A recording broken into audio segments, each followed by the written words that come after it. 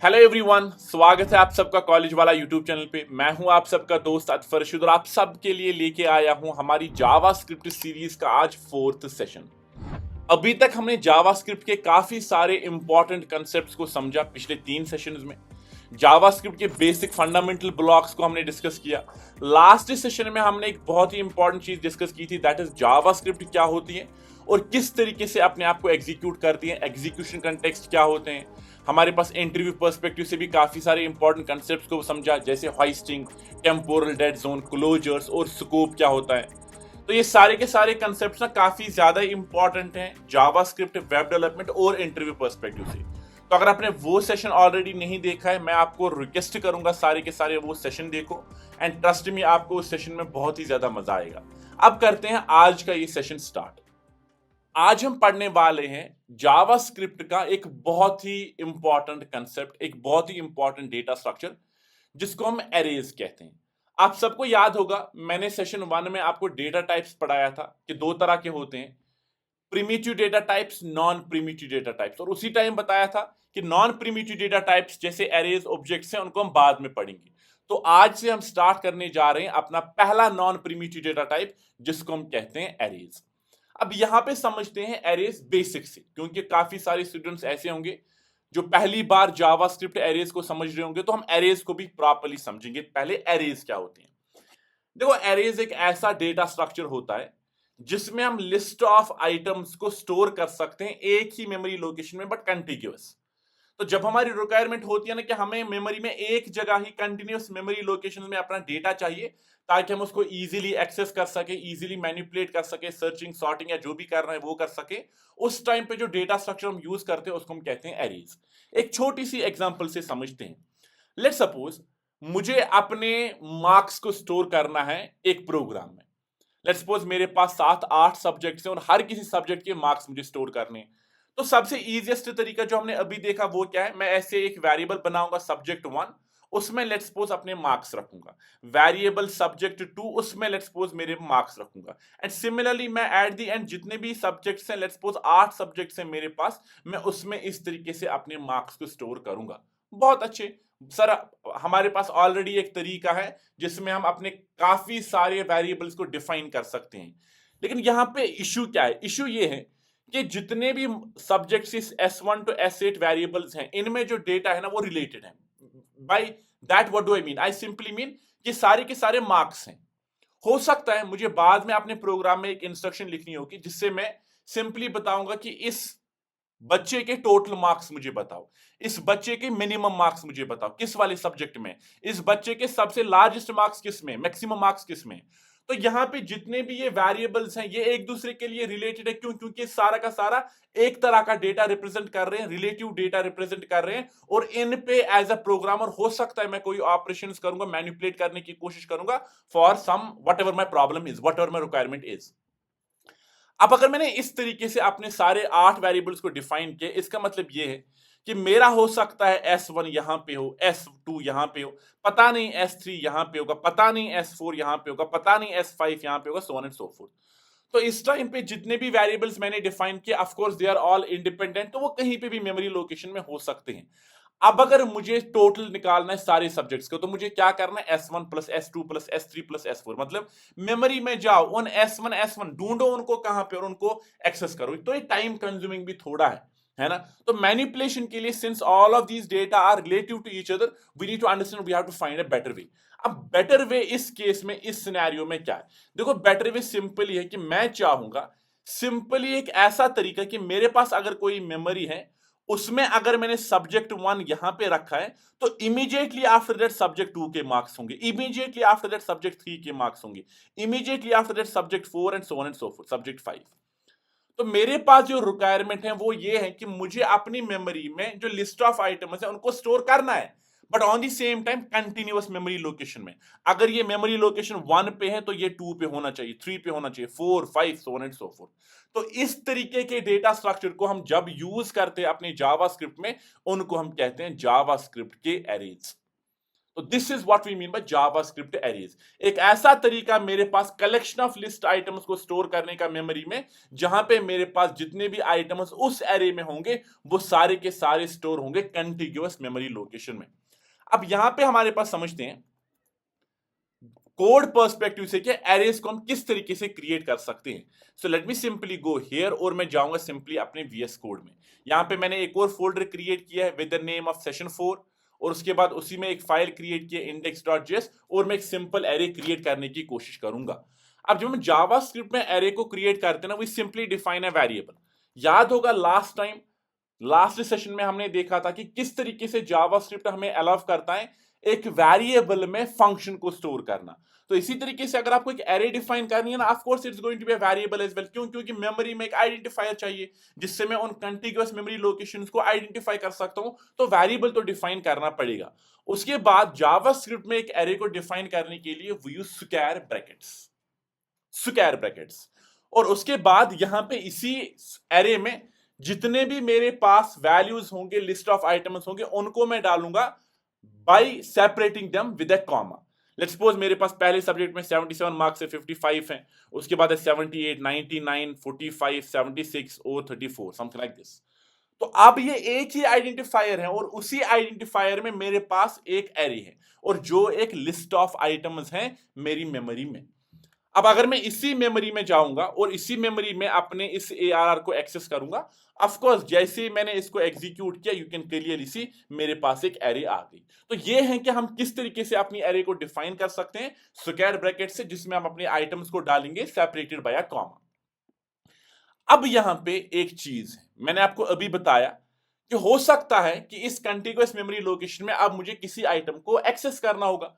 अब थोड़ी मैं इसको बताऊंगा कि एरे में मुझे जाओ और मुझे एरे के सारे एरे दे दो, नहीं। हो सकता है मुझे इस 99 में इंटरेस्टेड हो सकता है मैं इस 34 में इंटरेस्टेड हूं। तो इसका मतलब है ये कि अब मुझे एक और तरीका ढूंढना है जिससे मुझे एक इंडिविजुअल आइटम पे कैसे रीच करना है वो डिफाइन करना है। चलिए इसको इस तरीके से समझते हैं। मैं यहां पे एक एरे को डिफाइन करता हूं। लेट मी सिंपली से where ARR is equals to, let's suppose 10, 20, 30, 40, 50। तो ये मेरे एरे आइटम्स हैं। अब ये मेमोरी लोकेशन में किस तरीके से स्टोर होंगे? सिंपली मेमोरी में कहीं पे भी मेरे पास इस तरीके से 5 स्लॉट्स बनेंगे, लेकिन हर कोई स्लॉट ना कंटिन्यूअस मेमोरी लोकेशन में होगा। तो यहां पे 10 है, यहां पे 20 है, यहां पे 30 है, यहां पे 40 है, यहां पे 50 है। हमें पता है, सिंस वी आर टेक्निकल, हमें टेक्निकलिटी पता होनी चाहिए कि हर किसी मेमोरी में ना जब आप जाते हो अपना एक एड्रेस होता है। लेट्स सपोज हमें यहां पे ना ऑफ कोर्स इसका एड्रेस नहीं पता है, बट हम ना गेस करने के लिए इसका जो बेस एड्रेस है जहां पे पहला आइटम स्टोर होता है उसको हम कहते हैं बेस एड्रेस। लेट्स सपोज ये ए है। अब मुझे आप बताओ अगर 10 ए पे है तो 20 कहां पे होगा? 20 डिफाइन होगा कि ये जो वैल्यू है ये खुद कितने बाइट्स ऑफ मेमोरी और बिट्स ऑफ मेमोरी मेरे पास लेता है। Let's suppose it takes 2 bytes of memory. तो अगर यहां पे ए पे 10 है और ये 2 बाइट्स लेता है, तो a प्लस 2 पे क्या होगा? मेरे पास 20। a प्लस 4 पे क्या होगा? मेरे पास 30, क्योंकि ये भी 2 बाइट्स लेगा। a प्लस 6 पे क्या होगा? 40।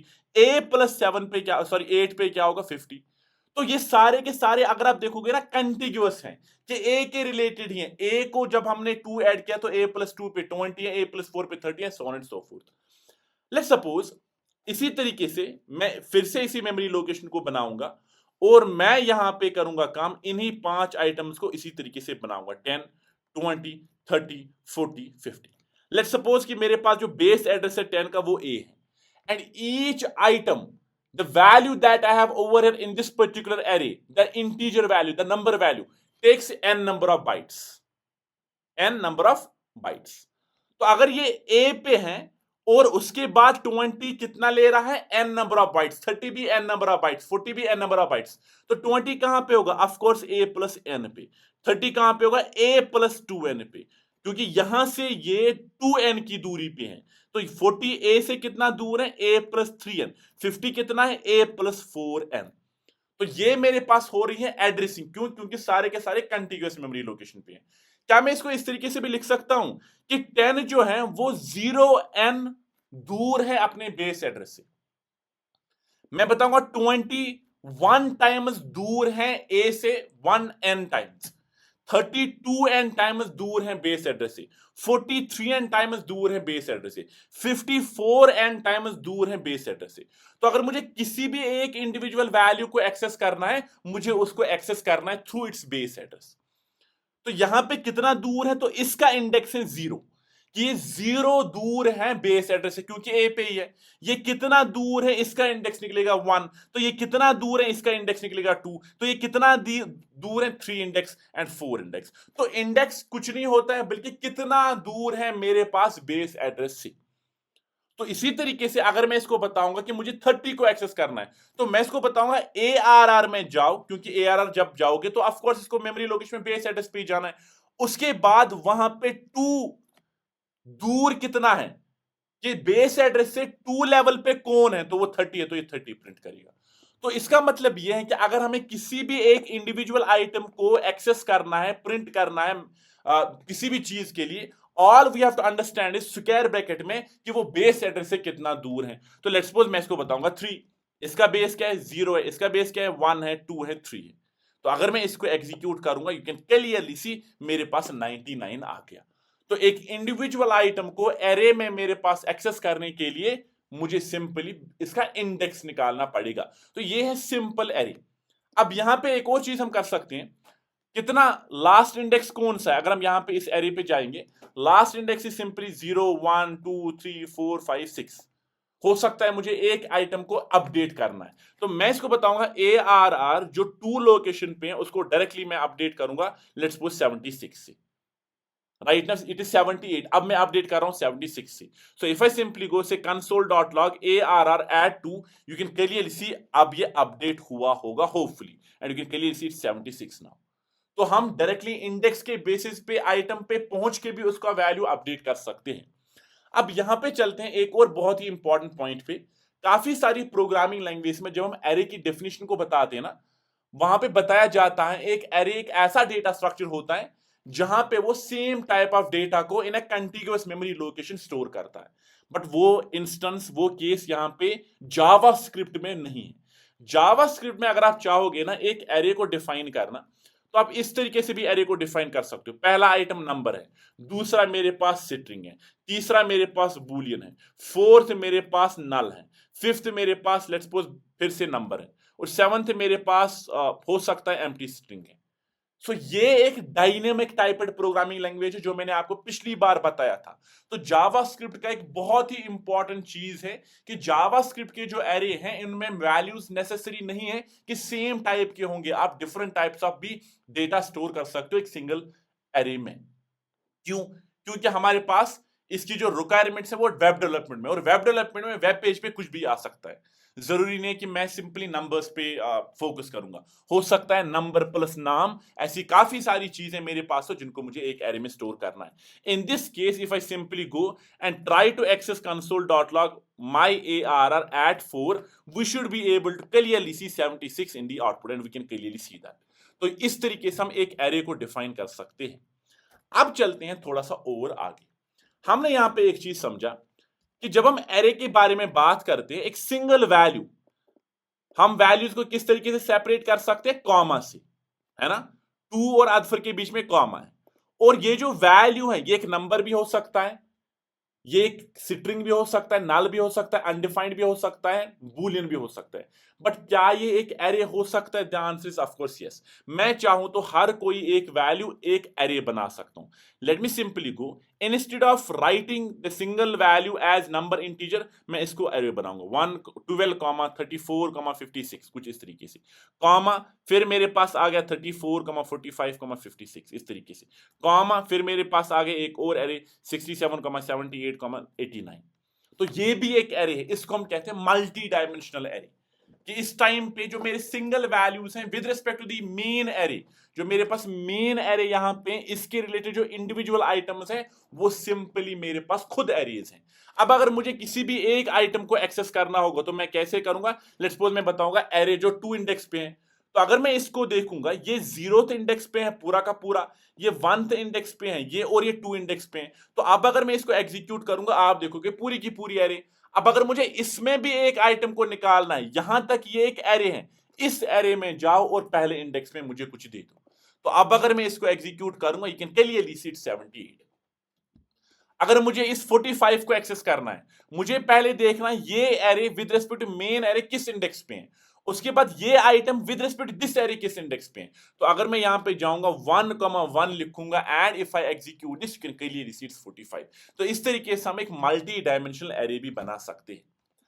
अब ये तो हो गया कि एरे को हम किस तरीके से डिफाइन करते हैं और इंडेक्सेस क्यों जीरो से स्टार्ट होते हैं, वो भी हमने अच्छे तरीके से समझा। एंड वी आल्सो अंडरस्टूड कि किस तरीके से एरे में से कोई भी आइटम को हम एक्सेस कर सकते हैं, अपडेट कर सकते हैं, मल्टी डायमेंशनल एरे क्या होता है। अब यहां पे हम एक बहुत इंपॉर्टेंट चीज समझते हैं बिफोर वी मूव फॉरवर्ड। हम जावास्क्रिप्ट को अभी क्यों सीख रहे हैं? क्योंकि हम इस वक्त एक कोर्स चला रहे हैं that is full stack development. हम चाह रहे हैं कि हम एक वेब डेवलपर बने और उसी के लिए हमारे पास जावास्क्रिप्ट के कॉन्सेप्ट्स हैं।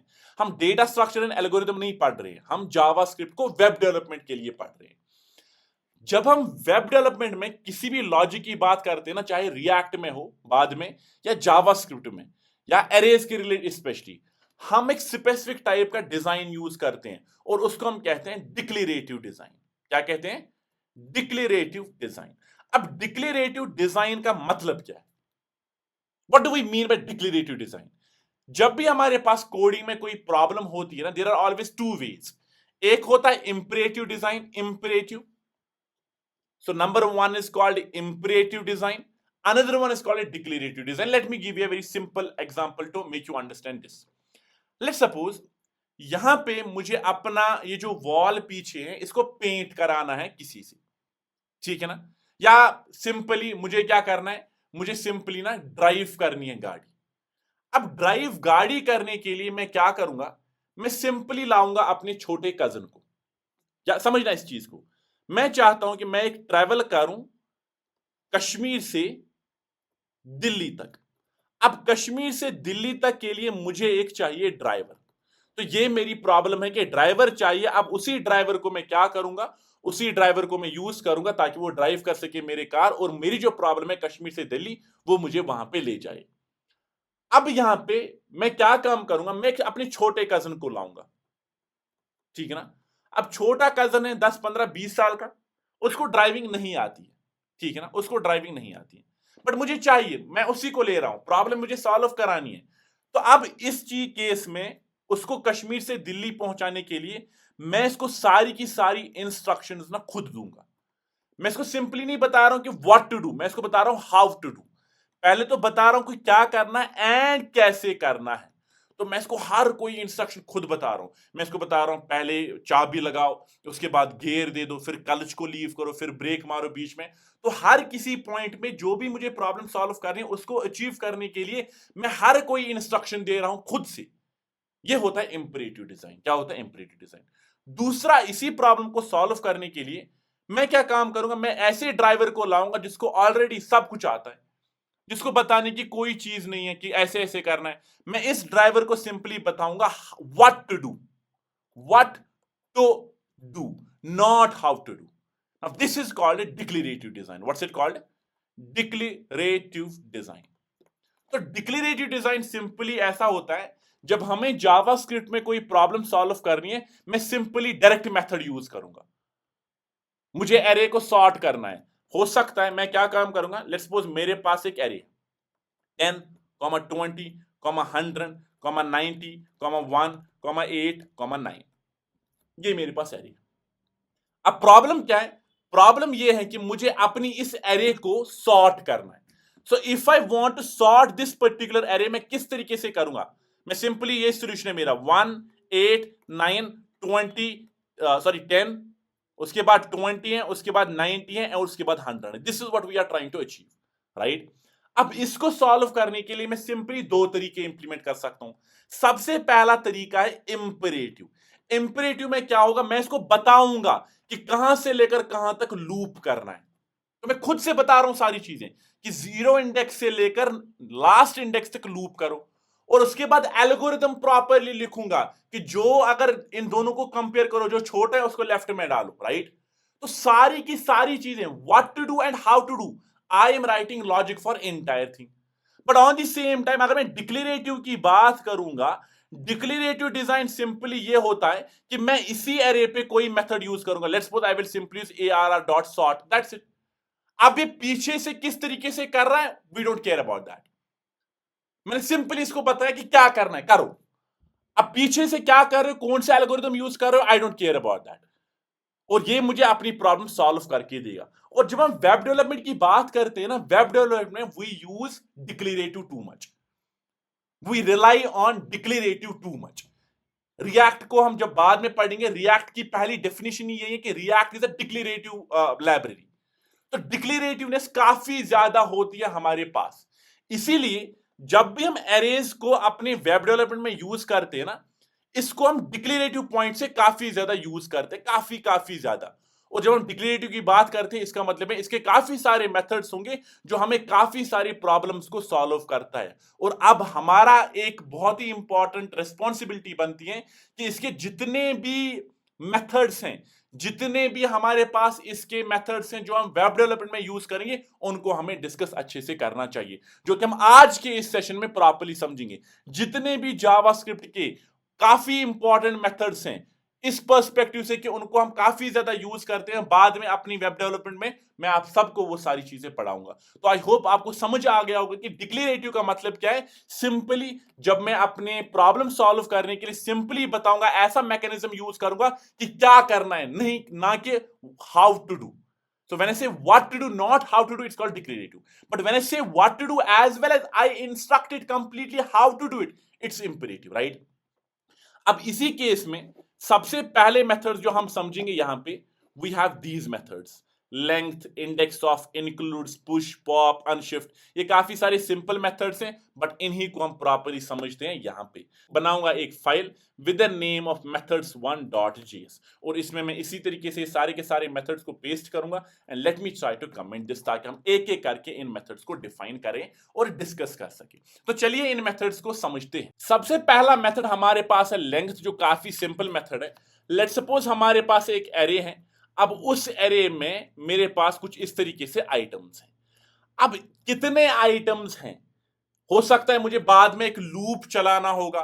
लूप चलाने के लिए मुझे पता होना चाहिए कि एरे का पहला आइटम किस इंडेक्स पे है, लास्ट आइटम किस इंडेक्स पे है, ताकि मैं इस तरीके से अपना लूप इंप्लीमेंट करूं कि सिर्फ एरे पे लूप चलाए और उससे एक्सीड ना हो। तो इसीलिए काफी जगह पे मुझे एक प्रॉपर्टी इंप्लीमेंट होती है, यूज होती है, जिसको हम लेंथ कहते हैं।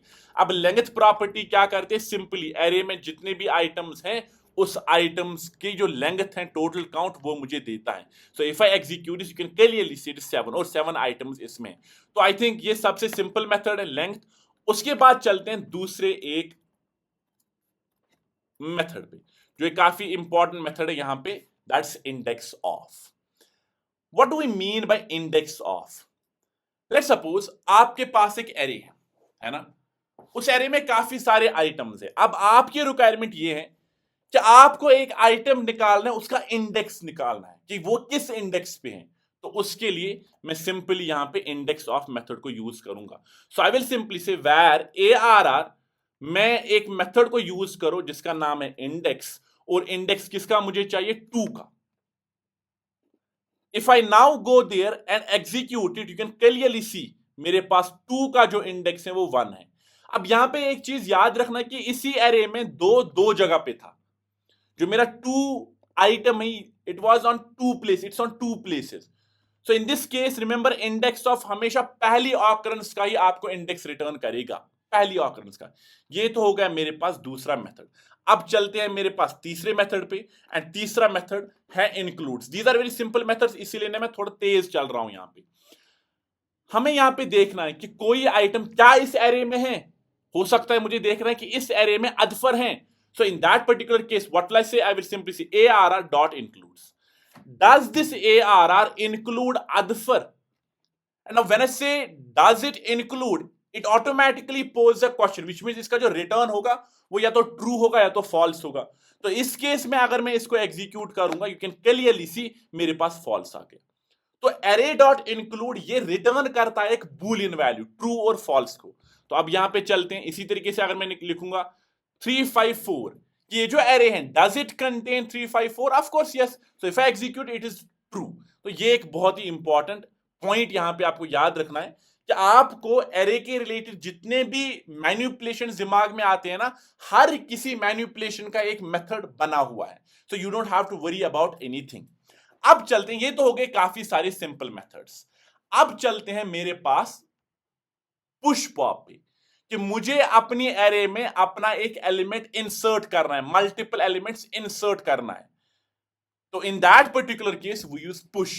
तो मेरे पास एक एरे है जिसका नाम है ARR, और इसी ARR में मुझे क्या करना है, मुझे पुश करना है। अब जब मैं पुश करूंगा, let's suppose I will simply से push A, and if I simply go say console.log my ARR, you should be able to see clearly मेरे पास क्या आ गया, A हो गया at the end push, proper है बहुत अच्छे तरीके से।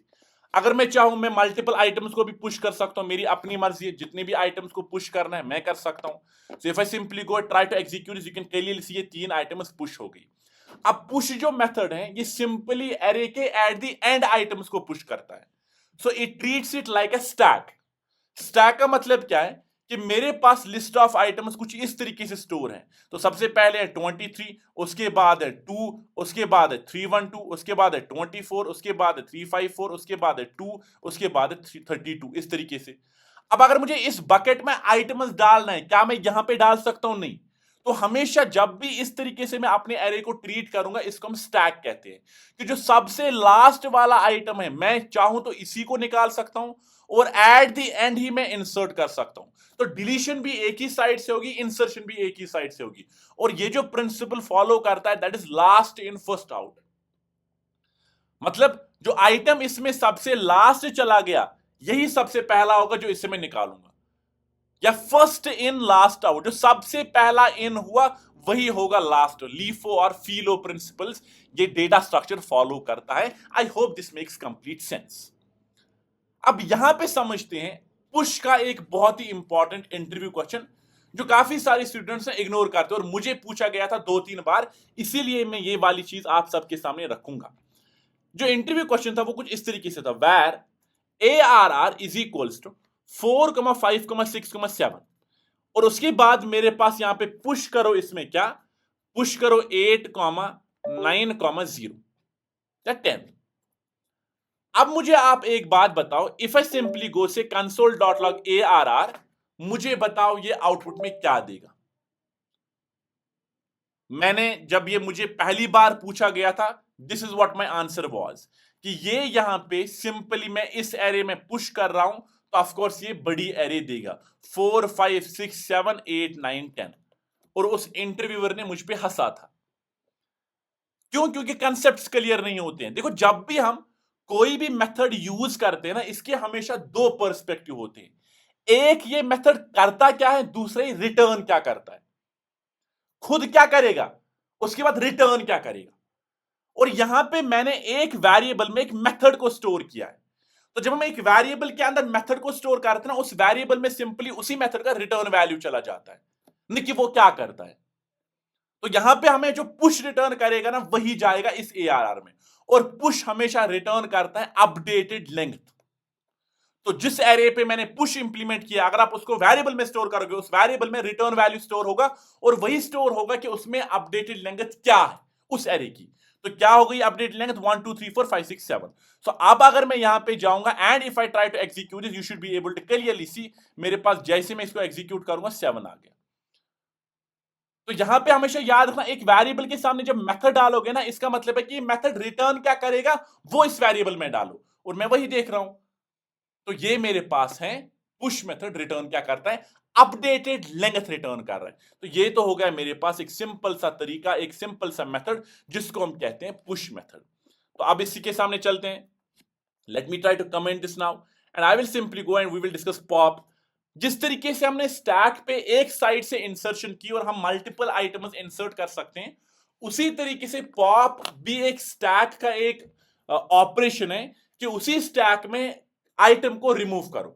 तो ऑफ कोर्स मैं लास्ट साइड से ही, ऊपर वाली साइड से ही रिमूव कर सकता हूं, और मैं हमेशा एक ही आइटम को रिमूव करूंगा। So I will simply go paste my array like this and I will simply say please and please console.log arr.pop, मुझे बताओ कौन सा आइटम रिमूव किया।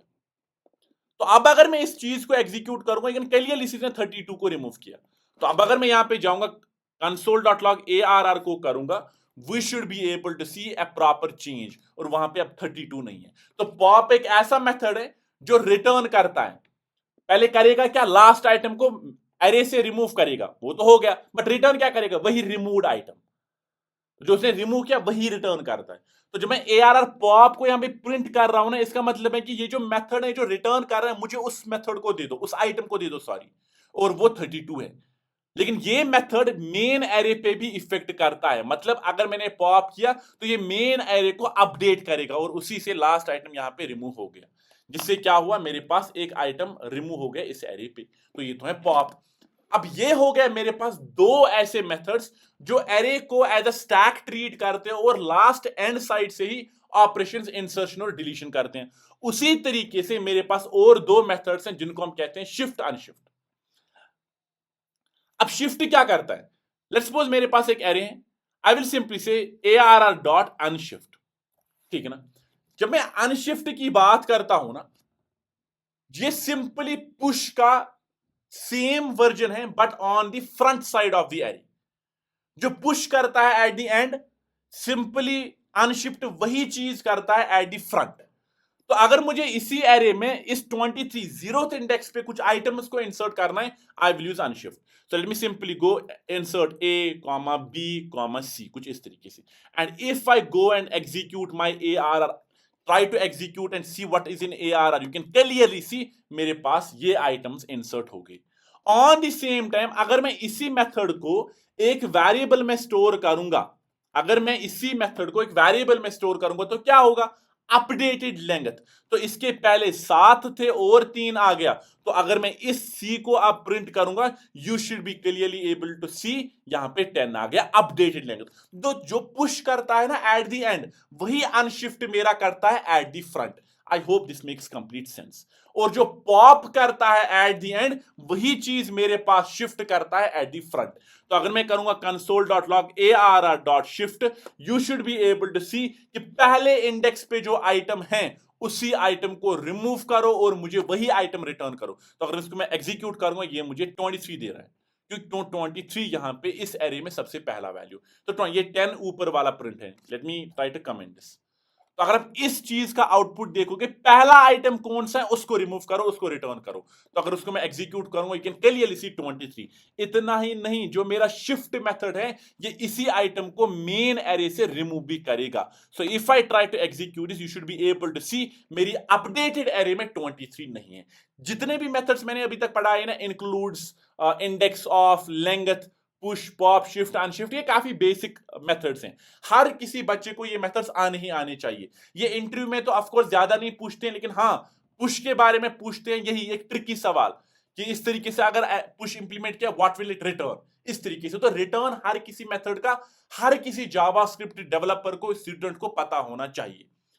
अब मेरे पास आते हैं दो ऐसे मेथड्स जिनको डेफिनेटली पूछते ही पूछते हैं इंटरव्यूज में फ्रेशर को। 2019 में जब मैंने अपना स्टार्ट किया था, फ्रेशर था मैं, उस टाइम पे ये कंसेप्ट्स काफी ज्यादा बार पूछा गया है। अब चलते हैं इसी स्प्लाइस पे। स्प्लाइस क्या करता है, देखो अभी तक जो मेथड्स मैंने देखा, पुश एरे के लास्ट में आइटम्स को इंसर्ट करेगा, पॉप एरे के लास्ट में एक आइटम को रिमूव करेगा, अनशिफ्ट एरे के बिगिनिंग में आइटम्स को इंसर्ट करेगा, शिफ्ट एरे के बिगिनिंग में एक आइटम को रिमूव करेगा। बट हो सकता है मेरे पास इंसर्शन और डिलीशन एरे में कहीं पे भी मुझे चाहिए, तो मैं क्या करूंगा, 1 इंडेक्स पे, 0 इंडेक्स पे, लास्ट इंडेक्स पे, कहीं पे भी किसी भी जगह पे एरे में मुझे इंसर्ट करना है या डिलीट करना है, तो मैं कौन सा मेथड यूज करूंगा, कौन सा डिक्लेरेटिव मेथड यूज करूंगा, वो सप्लाइज है। अगर आप यही चीज करोगे ना इन डेटा स्ट्रक्चर्स एंड एल्गोरिथम्स, ये काफी डिफिकल्ट होती है। इसमें काफी सारे एल्गोरिथम्स हमें यूज होते हैं, काफी सारी प्रोग्रामिंग इंप्लीमेंट करनी पड़ती है। लेकिन यहां पे इन्होंने इजी बनाया है। We have declarative method, pre defined method, जिसको हम सप्लाइज कहते हैं। अब सप्लाइज का सिंटेक्स क्या है मैं आपको बताता हूं। जिस भी एरे पे मुझे आइटम को इंसर्ट या रिमूव करना है, उस एरे पे मैं सप्लाइज मेथड को यूज करूंगा, और ये काफी सारे आर्गुमेंट्स लेता है। सबसे पहला होता है कि कहां से डिलीट या इंसर्ट करना है। तो पहला है कि जो इंडेक्स है उसको मुझे बताओ, इंडेक्स बिगिनिंग जहां से इंसर्ट करना है डिलीट करना है। दूसरा मेरे पास है काउंट, कितने डिलीट करने हैं, this is how many you want to delete. तो ये इंडेक्स नंबर नहीं है बल्कि एक काउंट है कितने। और उसके बाद है इस इंडेक्स पे इतने डिलीट करके ये आइटम्स को ऐड करो। तो आइटम 1, आइटम 2, आइटम 3 जितने भी आइटम्स को इंसर्ट करना है, तो इस इंडेक्स पे इतने सारे आइटम्स को डिलीट करो, डिलीट करके इन सारे आइटम्स को वहां पे ऐड करो। For example I will simply go से ARR डॉट सप्लाईज, उसके बाद एट इंडेक्स 2 आप आइटम 1 डिलीट करो, बस मैं इंसर्ट नहीं करना चाहता हूं। तो अगर मैं इस केस में जाऊंगा एंड इफ आई सिंपली से कंसोल डॉट लॉग माई ARR, और जैसे मैं इस चीज को एग्जीक्यूट करूंगा यू कैन क्लियरली सी कि इंडेक्स 2 पे वो एक 312 था, उस पे एक आइटम को रिमूव करो तो 312 ही रिमूव होगा और वो यहां पे रिमूव हो गया। इंडेक्स 2 पे 4 आइटम्स को रिमूव करो तो इसको रिमूव करो, इसको रिमूव करो, इसको रिमूव करो, इसको रिमूव करो, 4 आइटम्स हैं। तो अगर मैं इसको एग्जीक्यूट करूंगा यू कैन क्लियरली सी मेरे पास वो 3 आइटम्स बाकी बचे, 32, 2 एंड 23, ये 4 आइटम्स बीच में रिमूव हो गए। तो ये तो हो गया डिलीशन का कि किस इंडेक्स पे कितने डिलीट करने। पर हो सकता है इन 4 को मुझे डिलीट करके कुछ आइटम्स को ऐड करना है, तो मैं इस तरीके से करूंगा A, B, C, D, कुछ इस तरीके से। अब यहां पे बताओगे सर एग्जीक्यूट कीजिए, ये जो आइटम्स है ये लास्ट में इंसर्ट होंगे कि इसी इंडेक्स पे, द आंसर इसी इंडेक्स पे जहां पे आप डिलीट कर रहे हो ना उसी इंडेक्स पे ये आइटम इंसर्ट होंगे। तो 23 और 2 पहले ऐसे ही है, फिर इंडेक्स 2 पे जहां पे 312 है 4 को डिलीट करो, 4 को डिलीट किया, उन 4 जगह पे ये 3 को 4 को डालो और फिर लास्ट आइटम वैसा का वैसा ही है। तो ये तो हो गया इंसर्शन डिलीशन किसी भी इंडेक्स पे। अब यहां पे एक सवाल पूछा जाता है इंटरव्यू में, अगर सप्लाईज के बारे में डिस्कशन हुआ कि मुझे किसी भी आइटम को डिलीट नहीं करना है yet I have to insert, इससे क्या हो रहा है, डिलीट भी हो रहा है इंसर्ट भी हो रहा है। बट अगर मुझे किसी को डिलीट ही नहीं करना, इन that particular case the count will be 0, क्योंकि काउंट है कि 2 इंडेक्स पे किसी को डिलीट नहीं करो लेकिन 2 इंडेक्स पे इन सारे आइटम्स को इंसर्ट करो। तो if I now go here and try to execute this, we should be able to see properly कि इस जगह पे इंडेक्स 2 पे इन सब को इंसर्ट किया गया बिना किसी आइटम को डिलीट किए हुए। I hope that makes sense. अब सप्लाईज के अराउंड एक और इंटरव्यू क्वेश्चन है, लेट्स सपोज 2 इंडेक्स पे 2 को डिलीट करो, इनको इंसर्ट करो and you can clearly C properly happening.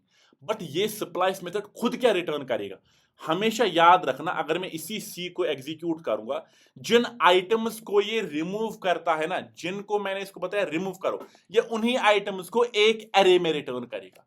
So supplies is a method जो एक एरे के आइटम्स को रिमूव कर सकता है उसके बाद इंसर्ट करेगा, बट जो भी एरे को रिमूव करता है ना ये उसको एक एरे में रिटर्न करेगा। इससे आई होप आपको सप्लाईज काफी ज्यादा क्लियर हो गया। What if I will simply put only single item, I mean single index, single argument, that's 2। उसके बाद मैं इसी ARR को एग्जीक्यूट करूंगा, मैं सी को नहीं देखना चाहता हूं, इस ARR। तो अगर मैं इस केस में इसको एग्जीक्यूट करूंगा यू कैन क्लियरली सी कि मैं इसको बता रहा हूं 2 इंडेक्स से स्टार्ट करो, उसके बाद जब मैंने कोई और आर्ग्यूमेंट नहीं दिया तो इसका मतलब है उसके बाद जितने भी हैं उन सबको डिलीट करो। तो आप देखोगे जो एरे है यहां से लेकर यहां तक सारे डिलीट हो गए, खाली ये बच गई। अब जो इसने रिमूव किए उन सारे आइटम्स को रिमूव करके ये एक एरे में डालेगा, वो है C in this case. And if I try to print C you can clearly see एक एरे रिटर्न हुई उन आइटम्स की जो सप्लाईज ने मेन एरे से रिमूव किए थे। तो ये तो है मेरे पास सप्लाईज। आई होप आपको सप्लाईज काफी ज्यादा क्लियर हो गया होगा। अब लास्ट मेथड यहां पे इस कैटेगरी में जो कि सिंपली है एरे की मैनिपुलेशन के लिए, जितने भी मेथड्स हमने देखे उसमें सबसे ज्यादा है, लास्ट पे है slice. Slice as a name says कि मेरे पास ऑलरेडी कुछ है, मुझे उसके छोटे छोटे स्लाइसेस करने हैं। तो अगर मेरे पास एक एरे है, उसी एरे की मुझे कोई सब एरे चाहिए किसी इंडेक्स से लेकर किसी इंडेक्स तक, तो मेरे पास जो मेथड इस केस में मैं यूज करूंगा उसका नाम है स्लाइस।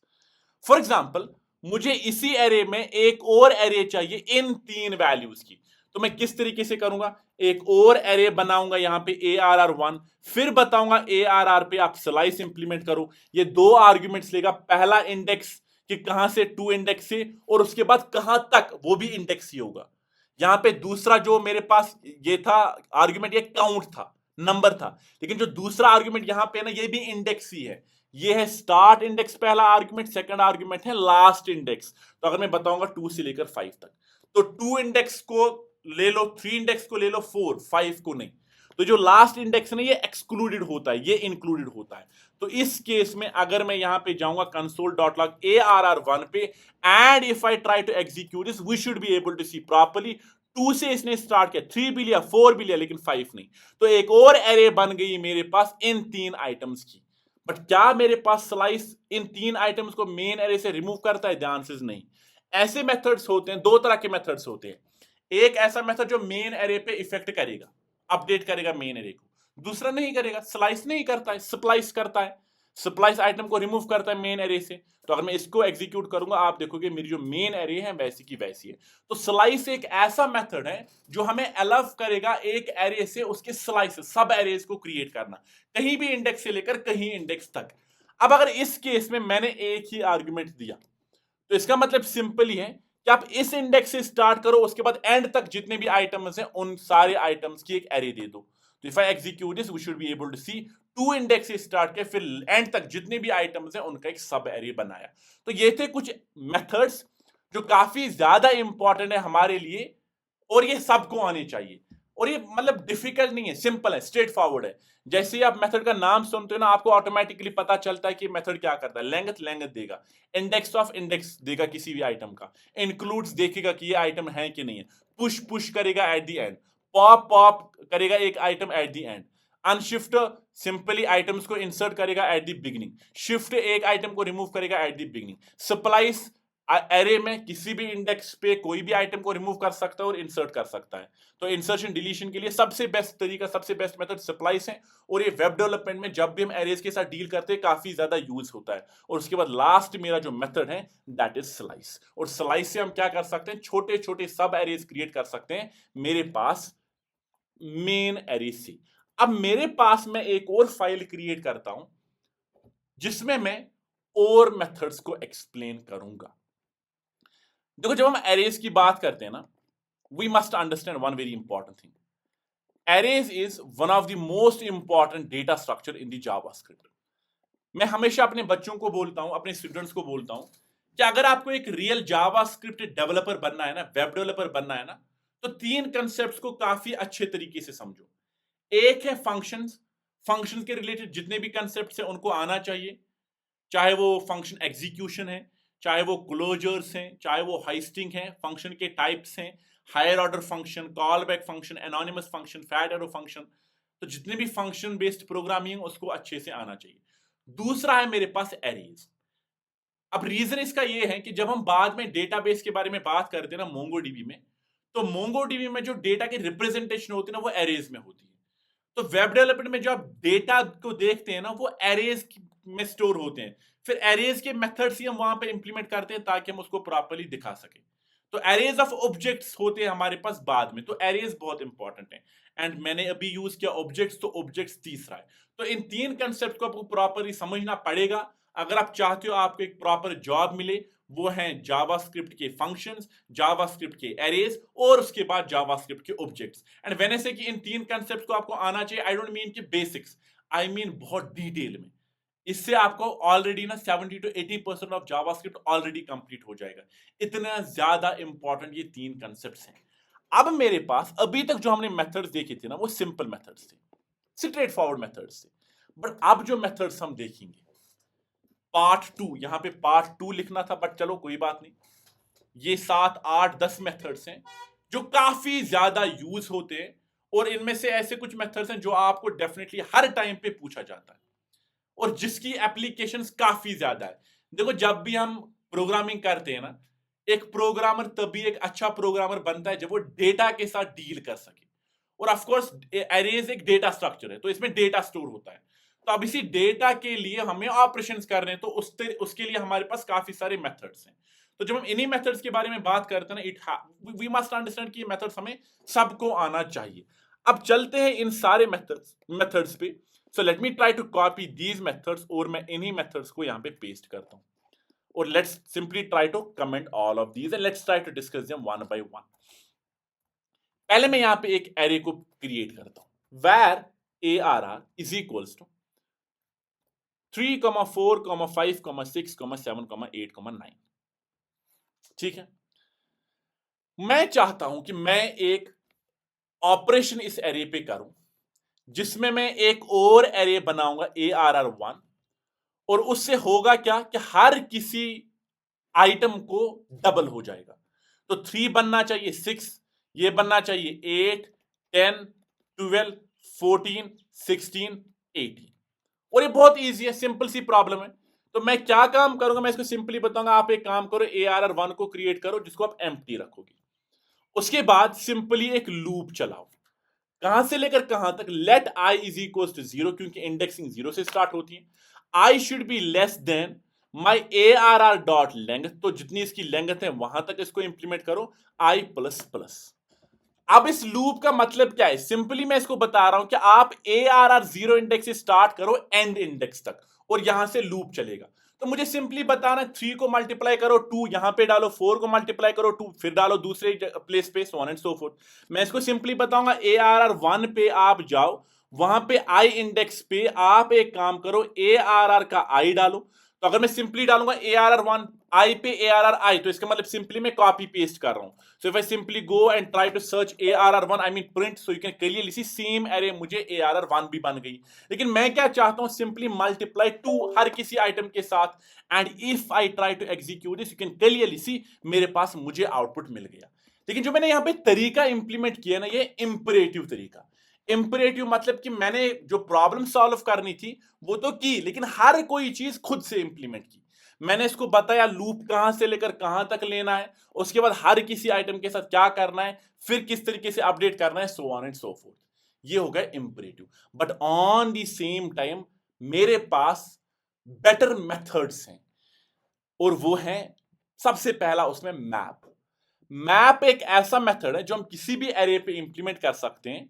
उसके अंदर इसको बताएंगे कि ये ऑपरेशन उस एरे पे इंप्लीमेंट करो, और वो रिटर्न एक और एरे देगा। मतलब मैं यहां पे जाऊंगा, आई विल सिंपली से वेयर माई ARR1, इसको बताऊंगा जो ARR है उसके हर किसी आइटम को मैप करो, किसमें, ARR1 में। तो जो मैप आइटम है ना, ये रिटर्न क्या करेगा, एक एरे, लेकिन ये एक callback function as an argument लेता है। तो जो मैप फंक्शन है ये एक हायर ऑर्डर फंक्शन है। क्यों? क्योंकि इसके अंदर एक कॉल बैक फंक्शन आर्ग्यूमेंट जाती है। तो मैं सबसे पहले यहां पे फंक्शन को पास करूंगा कुछ इस तरीके से, इस तरीके से, इस तरीके से। अब यहां पे इस फंक्शन को समझो, मैं इसको बता रहा हूं कि ARR के आइटम्स पे मैप करो, मतलब ये खुद से लूप चलाएगा, इसको पता है कहां से लूप चलाना है, कहां तक चलाना है। उसके बाद हर किसी आइटम पे ये फंक्शन को इंप्लीमेंट करो, और जो भी रिजल्टेंट आएगा उसको ARR1 में स्टोर करो एज एन एरे। तो मैप फंक्शन हमेशा एक एरे रिटर्न करेगा। अब यहां पे मैं इसको बताऊंगा ना एक और चीज, ये जो इंटरनल कॉलबैक फंक्शन है ये और दो आर्ग्यूमेंट्स लेता है। पहला होता है आइटम, दूसरा होता है मेरे पास इंडेक्स। तो चलो इन्हीं दो को पहले प्रिंट करते हैं। सो if I simply go say item comma index, let's try to see what it prints. Map क्या है, एक लूपिंग फंक्शन है कि इस एरे पे लूप करो एक एक करके, एक एक करके, उसके बाद हर किसी आइटम पे ये फंक्शन को एग्जीक्यूट करो। लेकिन उस फंक्शन के अंदर मैं लॉजिक लिखूंगा ना, मुझे आइटम इंडिविजुअल चाहिए ना उस लूप के टाइम पे, तो मुझे आइटम मिलेगा as an argument. So if I try to execute this, we should be able to see, पहले मुझे 3 मिल गया, तो आइटम जो आर्ग्यूमेंट पहला है ये उस टाइम पे उस लूप में उस एरे का जो वैल्यू है वो है। तो सेकंड लूप में आइटम क्या बनेगा, 4 बनेगा। थर्ड लूप में इस फंक्शन में आइटम क्या बनेगा, 5 बनेगा, तो 5 है। फिर 6, 7, 8, 9। उसी टाइम पे जब ये लूप चला, अगर आपको समझ नहीं आया ना, मैं आपको इसको थोड़ा और इजी कर देता हूं। जब मेरे पास इस एरे पे लूप चला, तो पहला लूप इस आइटम पे चलेगा, और उस आइटम पे इस फंक्शन को एग्जीक्यूट करेगा। लेकिन उस फंक्शन के अंदर ये आइटम के अंदर ये आइटम जाएगा, और इसका जो इंडेक्स है ना वो दूसरे आर्ग्यूमेंट में जाएगा। फिर ये जो फंक्शन है, जो लॉजिक है, उसको एग्जीक्यूट करेगा, उसको ARR में स्टोर करेगा एज एन एरे। उसके बाद दूसरा लूप स्टार्ट करेगा। उस टाइम पे जो 4 है ये आइटम बनेगा, जो इसका इंडेक्स है वो इंडेक्स में जाएगा। फिर दूसरा लूप चलेगा, 5 आइटम में जाएगा, इसका इंडेक्स इंडेक्स में जाएगा, सो ऑन एंड सो फोर्थ। तो मैप इज अ मेथड जो एक लूपिंग मेथड है, जो हम एरे पे इंप्लीमेंट करते हैं, जो कॉल पे फंक्शन आर्गुमेंट लेता है, उसके बाद इंटरनली और दो आर्गुमेंट्स लेता है, आइटम कॉमा इंडेक्स, और एक एरे रिटर्न करता है। अब हम चाहते क्या है, हम कंसोल नहीं चाहते, बल्कि हम चाहते हैं ये फंक्शन रिटर्न करे क्या, आइटम इनटू आइटम। सबसे पहली चीज, मेरे पास जो ARR1 है ये मैप मेथड को होल्ड कर रहा है, तो मैप जो रिटर्न करेगा वही पकड़ेगा, तो एक एरे है। पहला लूप चला, जब पहला लूप चला आइटम क्या बना, आइटम मेरे पास 3 बना, इंडेक्स क्या बना 0। अब इंडेक्स को हम यूज ही नहीं कर रहे तो हम इंडेक्स को लीव करेंगे। उसके बाद रिटर्न करो, इस फंक्शन से रिटर्न करो क्या, आइटम इंटू आइटम, तो 3 इंटू 3 तो 9 रिटर्न करेगा। 9 कहां पे जाएगा, इस AR, तो पहला वैल्यू 9 आ गया। उसके बाद मेरे पास दूसरा लूप चलेगा, आइटम 4 बन गया, तो आइटम जब 4 बन गए इस फंक्शन से मैप के थ्रू रिटर्न करो इस ARR में आइटम इंटू आइटम, 4 इंटू 4 16, तो दूसरा 16, फिर 25, फिर 36, फिर 49, फिर 7 इंटू 8 इंटू 8 इज 64, 9 81। तो अगर मैं इस केस में अब इसको एग्जीक्यूट करूंगा console.log ARR1, we should be clearly able to see कि इसने एक एरे खुद से रिटर्न की और एक और एरे बनाई जिसमें 9 16 25 36 49 64 81 आ गया। तो अभी जो हमने इंपरेटिव तरीके से किया, मैं चाहूं तो वही चीज कर सकता हूं, item into 2, and if I try to execute this we should be able to see 6 8 10। तो ये जो मैंने इंपरेटिव तरीके से किया वो ऑलरेडी मेरे पास जावास्क्रिप्ट में एक तरीका है कि जिससे ये एक एरे रिटर्न करेगा। इंटरनली जो आप इंडिविजुअल आइटम्स पे रिटर्न कराना चाहते हो वो कर सकते हो, तो वो भी मेरे पास हो गया। मैं चाहूं, अगर मैं यहां पे मेरे पास इंडेक्स का यूसेज नहीं है तो मैं इंडेक्स को रिमूव करूंगा, जरूरी नहीं है। बट अगर इंडेक्स का यूसेज है, हो सकता है मैं इसको बताऊंगा आइटम इंटू इंडेक्स, एक एरे बनाओ जहां पे हर कोई आइटम अपने इंडेक्स से मल्टीप्लाई होगा इस एरे में, उसकी एक नई एरे रिटर्न करो। So if I try to execute this you can clearly see as soon as I execute this we should be able to see 3 into 0 is 0, 4 into 1 is 4, 5 into 2 is 10, 6 into 3 is 18, so on and so forth। तो item index के साथ multiply हो रहा है। तो ये है map method. और रिएक्ट में जो सबसे ज्यादा मेथड एरेज का यूज होता है वेब डेवलपमेंट में वो है मैप मेथड। तो मैप को बिल्कुल भी नहीं भूलना है। अब यहां पे मैं इसी चीज को दूसरे तरीके से लिख सकता हूं, वो कैसे, ये मेरे पास एक नॉर्मल फंक्शन है, राइट, वी ऑल एग्री कि एक नॉर्मल फंक्शन स्टेटमेंट है, call back function, anonymous function है क्योंकि इस फंक्शन का नाम नहीं है। बट हमारे पास, मैंने आपको शायद बोला था कि जब भी आपको फंक्शन एज एन आर्ग्यूमेंट होगा ना, आप उसको फैट एरो फंक्शन यूज किया करो। फॉर एग्जाम्पल मैं यहां पे लिखूंगा where ARR1 is equal to ARR dot map, उसके बाद मैं यहां पे एक फैट एरो फंक्शन को पास करूंगा कुछ इस तरीके से, जिसमें पहला आर्गुमेंट क्या है, मेरे पास आइटम है तो मैं आई लिखूंगा, दूसरा है इंडेक्स तो मैं IN लिखूंगा, या इसको बनाऊंगा X, ये आर्गुमेंट तो आप कुछ भी नाम दे सकते हो, और इसको I। फिर यहां पे इसको बताऊंगा रिटर्न करो X इंटू 2, और अगर मैं इस चीज को अब एग्जीक्यूट करूंगा console.log my ARR1, we should be still able to see same thing. तो ये सिंपली मैंने अंदर जो कॉल बैक फंक्शन है उसको रिप्रेजेंटेशन को चेंज किया। अभी तक एनोनिमस फंक्शन था, simply function, statement, function, keyword, अब फैट एरो फंक्शन बन गया। अब यहां पे आप बताओगे सर आपने क्यों फैट एरो फंक्शन को यूज किया है, बताता हूं।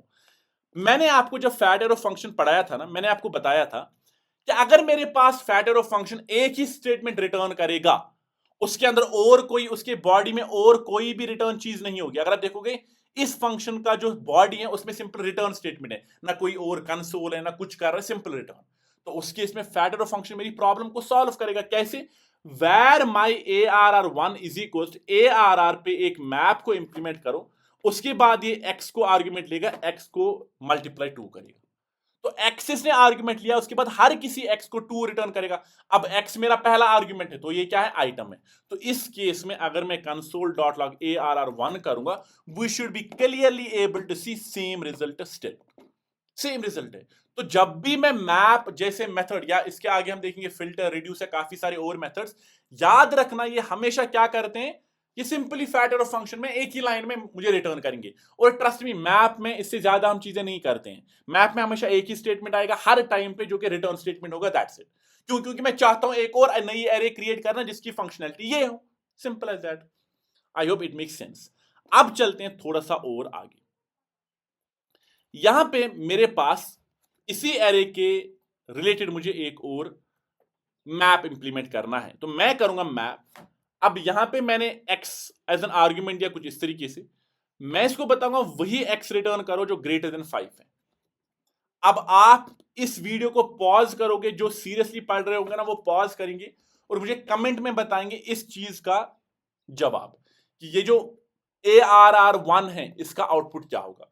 काफी सारे स्टूडेंट्स पॉसिबली लिखेंगे कि इसका मतलब यह है कि ARR में वही आइटम्स को रिटर्न करो जो x ग्रेटर देन 5 है, और वो क्या है 6 7 8 9। बट नहीं, हमेशा याद रखना जब भी हम मैप इंप्लीमेंट करते हैं ना, जिस भी एरे पे इंप्लीमेंट करेंगे, इस केस में ARR पे इंप्लीमेंट कर रहे हैं, मैप जो एरे रिटर्न करेगा उसकी लेंथ भी वही होगी जो मेन एरे की है। तो अगर इसकी 7 है, इसकी भी 7 होगी, अगर इसकी 20 है, इसकी भी 20 होगी। तो यहां पे मैप का मतलब ये नहीं कि मुझे फिल्टर करना है, रिड्यूस करना है, नहीं। मैप का मतलब है नई एरे क्रिएट करो जिसमें सेम लेंथ होगी, लेकिन आप उस पर कुछ मैनिपुलेशंस कर रहे हो। तो इस केस में x ग्रेटर देन 5, तो कौन कौन सा आइटम इस वाली कंडीशन को सेटिस्फाई कर रहा है? तो अगर मैं एग्जीक्यूट करूंगा, पहले 3 फॉल्स होंगे, लास्ट के 4 ट्रू होंगे। अगर आप लेंथ पे फोकस करोगे, इसके भी लेंथ 7 है, इसकी भी लेंथ 7 है। तो ये है मेरे पास मैप मेथड। इसके काफी सारे और एडवांटेज हैं। आज के दिन हम सिंपली सिंटेक्स देख रहे हैं, क्या करता है मैप। आने वाली क्लासेस में जब हम वेब डेवलपमेंट में डॉम पढ़ेंगे, उस केस में हम इन मेथड्स की प्रॉपर यूसेज देखेंगे। अब ये तो हो गया मेरे पास पहला मेथड। अब चलते हैं मेरे पास दूसरे मेथड पे। So let me try to comment this and let's go to filter. अब फिल्टर कौन सा मेथड है? सिंपली फिल्टर मैप ही है, लेकिन फिल्टर के साथ। अभी मैंने बताया ना कि मुझे रिड्यूस करना है, कि इस कंडीशन पे चेक करो कि इस एरे में कौन सेटिस्फाई कर रहा है, और उन आइटम्स को रिटर्न करो एक नई एरे में, वो फिल्टर है। तो मैं एक एरे को डिफाइन करूंगा, इसको बताऊंगा ARR पे इंप्लीमेंट करो फिल्टर, कुछ इस तरीके से। और फिर यहां पे ऑफ कोर्स ये callback function as an argument लेगा। तो इसने एक कॉल बैक फंक्शन जिसमें मेरे पास 2 आर्गुमेंट्स होंगे, आइटम कॉमा इंडेक्स, सिमिलर तरीके से। और फिर मैं फाइनली इसको बताऊंगा रिटर्न करो वो जो x ग्रेटर देन 5 है। और ऑफ कोर्स ये एक मेथड है, तो ये रिटर्न करेगा एक नई एरे। तो मैं ARR1 को कुछ इस तरीके से स्टोर करूंगा। अब अगर मैं इसको console.log ARR1 करूंगा, you should be able to see clearly कि फिल्टर मेथड ऑफ कोर्स एक एरे रिटर्न करेगा, लेकिन ये फिल्टर करेगा बेस्ड ऑन दी कंडीशन। तो जो कंडीशन मैंने यहां पे इंप्लीमेंट की, उसी के हिसाब से रिटर्न करेगा। So if I try to execute this, we should be able to see कुछ एरर है। Sorry, x does not exist, right? तो मेरे पास जो आर्ग्यूमेंट है that is item not x, तो मैं यहां पे लिखूंगा आइटम। तो अब अगर इस केस में मैं अब एग्जीक्यूट करूंगा, we should be able to see कि इस ARR में इस ARR डॉट फिल्टर ने एक नई एरे को रिटर्न किया, लेकिन इसमें 6 7 8 9 ही है। तो अब अगर मैं इसको एग्जीक्यूट करूंगा, we should be able to see it. तो इसी तरीके से अगर मुझे सिंपली इवन नंबर्स रिटर्न करने हैं, तो item modulus 2 is equal to 0। अगर मैं एग्जीक्यूट करूंगा, आप देखोगे सिंपली इवन नंबर्स हैं। नॉट इक्वल्स टू 0 मतलब कि मुझे ऑड नंबर्स रिटर्न करने, तो कि इस एरे पे ऐसा एक मेथड इंप्लीमेंट करो जिसके बाद मुझे एक नई एरे मिलेगी जो सिर्फ ऑड नंबर्स एग्जिस्ट होंगी। So in that particular case I have implemented a filter method. I hope filter method is also clear. उसके बाद है मेरे पास तीसरा एक मेथड जिसको हम कहते हैं रिड्यूस मेथड। अब रिड्यूस का मेथड क्या है? रिड्यूस का मतलब क्या है? रिड्यूस मतलब इसका जो लफ्जी माने है वो है कोई चीज कम करना। उसी तरीके से जब हम एरे की बात करते हैं ना, कुछ ऐसे ऑपरेशंस होते हैं जहां पे हम पूरी की पूरी एरे को रिड्यूस करना चाहते हैं एक ही वैल्यू पे। फॉर एग्जांपल, मेरे पास ये एरे है। अब इस एरे पे कौन सा ऐसा ऑपरेशन है जो एक रिड्यूस करेगा एक ही वैल्यू पे? एडिशन, कि मुझे सारे आइटम्स का एडिशन दे दो, 3, 4, 5, 6, 7, 8, 9। इन सारे आइटम्स को ऐड करो, रिड्यूस होगा इनटू 1। सारे नंबर्स को मल्टीप्लाई करो एक दूसरे के साथ, जो रिजल्टेंट होगा वो मुझे दे दो। तो ऐसे कुछ ऑपरेशंस हैं इस एरे पे, जब मैं उसको इंप्लीमेंट करूंगा, मेरे पास जो रिजल्टेंट है वो एक सिंगुलर वैल्यू है, रिड्यूस करके एक ही वैल्यू बनती है। तो उस केस में मेरे पास जो मेथड होगा वो होगा रिड्यूस। तो मैं यहां पे करूंगा टोटल, लेट्स सपोज मैं बताऊंगा some is equals to ARR को रिड्यूस करो। अब जब मैंने रिड्यूस किया, ऑफ कोर्स ये भी आर्गुमेंट्स देगा, ये भी एक कॉल बैक फंक्शन। ये सारे के सारे मेथड जो मैंने इस फाइल में डाले हैं ना, वो सारे के सारे हायर ऑर्डर फंक्शंस हैं, हायर ऑर्डर मेथड्स हैं। तो ये एक फंक्शन एज एन आर्गुमेंट लेगा कुछ इस तरीके से, इस तरीके से, इस तरीके से। अब यहां पे एक स्मॉल चेंज है। ये जो फंक्शन है ये 2 आर्गुमेंट्स नहीं लेती है, 3 आर्गुमेंट्स लेती है। सबसे पहला हो गया वो वैल्यू जो ये फाइनली रिटर्न करेगा, एक सिंगल वैल्यू। तो टोटल में यहां पे उसका नाम रखूंगा। दूसरा हो गया मेरे पास आइटम, तीसरा हो गया इंडेक्स। आइटम कॉमा इंडेक्स तो आपको पता है कि हर किसी लूप में उस टाइम पे जो आइटम है उसको आइटम में डालो, उसी लूप में जो उसी आइटम का इंडेक्स है उसको इंडेक्स में डालो। लेकिन टोटल क्या है? टोटल वो है जो ये फाइनली रिटर्न करेगा यहां पे और रिड्यूस्ड वैल्यू सम में डालेगा। तो क्या है मैं इसको बताऊंगा। आप एक काम करो, रिटर्न करो क्या, total plus equal to item. तो हर किसी लूप में इस चीज को समझते हैं। सबसे पहले ये क्या काम करेगा, इस आइटम को लेगा पहले लूप में। तो आइटम क्या है मेरे पास 3। तो टोटल जो उस टाइम पे होगा, उस टाइम पे टोटल में 3 को ऐड करो। तो total is equal to total plus 3। अब टोटल क्या है राइट नाउ, लेट्स सपोज ये 0 है। तो टोटल पहले लूप में जब कंप्लीट हो गया तो टोटल 3 बन गया। तो ये 3 टोटल 3 बन गया। फिर दूसरा लूप चलेगा, आइटम क्या बनेगा 4। तो total is equal total plus item 4 plus 3 7, 7 plus 5 12, 12 plus 6 18 and so on and so forth. तो ये जो टोटल है इसी को आइटम हर किसी लूप में ऐड करते जाओ और मुझे आउटपुट दे दो, तो बन गया। सो इस केस में मैं अगर इसको आउटपुट में एग्जीक्यूट करूंगा, we should be able to see. जरा मुझे सम बताओ इसका। 3 plus 4 is 7, 12 18 25 33 42 and if I try to execute this we should be able to see 42। लेकिन यहां पे एक सवाल है, सर हमने टोटल को तो इनिशियलाइज किया ही नहीं। अगर ये 0 है तो ये मल्टीप्लीकेशन केस में भी 0 होगा फिर। और मल्टीप्लीकेशन केस में अगर मैं 0 से मल्टीप्लाई करूंगा तो 0 ही बन जाएगा। बट अगर मैं यहां पे एग्जीक्यूट करूंगा आप देखोगे तो 0 है ही नहीं, ये 1 है इस केस में। तो आपको समझना है जावास्क्रिप्ट यहां पे ना इम्प्लिसिटली डिसाइड करता है। इसको पता है कि रिड्यूस में एडिशन के लिए कर रहा हूं, तो उस केस में ये इनिशियल वैल्यू टोटल की 0 कर देता है खुद से जब एडिशन होगा। जब मल्टीप्लीकेशन होगा तो उस केस में मुझे इनिशियल वैल्यू 1 चाहिए, तो जावास्क्रिप्ट इम्प्लिसिटली खुद ही 1 करता है। तो रिड्यूस करो, एडिशन करना है, पहले इनिशियल वैल्यू टोटल का ये खुद से 0 रखेगा। तो 0 plus 3 is 3, 3 plus 4 is 7 and so on and so fourth. जब मल्टीप्लीकेशन है जावास्क्रिप्ट खुद से इम्प्लिसिटली टोटल का जो इनिशियल वैल्यू है 1 रखता है। पर हो सकता है मुझे इनिशियल वैल्यू यहां से ही देना है, हो सकता है मुझे इसको बताना है कि इसका जो टोटल है वो मुझे दे दो, लेकिन उसके साथ 100 ऐड करो। तब मुझे पता है कि मुझे अब इस एरे का टोटल नहीं चाहिए, लेकिन मेरे पास ऑलरेडी पहला एक बेस टोटल है, उसी को इस एरे के साथ ऐड करो तो टोटल का इनिशियल वैल्यू आ जाएगा।